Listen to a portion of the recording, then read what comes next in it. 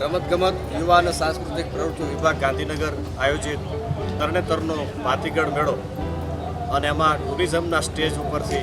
સાંસ્કૃતિક કાર્યક્રમો અલગ અલગ હતા એની જે સ્પર્ધાઓ થવામાં આવી છે એમાં મેં પોતે હું રવિન્દ્ર સોલંકી લોકસાહિત્યકાર અને ગુહાસનની સ્પર્ધામાં મેં ભાગ લીધો અને એ સ્પર્ધામાં મને પ્રથમ નંબરમાં વિજેતા મને મળ્યો છે. પ્રથમ નંબરમાં જે વિજેતા પ્રાપ્ત થયો છે એટલે હું મારી જાતને ખૂબ ધન્યતા અનુભવું છું અને સમગ્ર ઝાલાવાડના નાનકડા ગામડાની અંદર જે કોઈ કલાકારો રહેલા છે, દુહાછંદ હોય, લોકવાર્તા હોય, જેને જે પણ પોતાની અંદર આગવી કલા છે એ કલાને પીરસવા માટેનું એક ઓફિશિયલ પ્લેટફોર્મ જો હોય તો આ વખતે ગુજરાત સરકારે જે આખું જે શરૂ કર્યું છે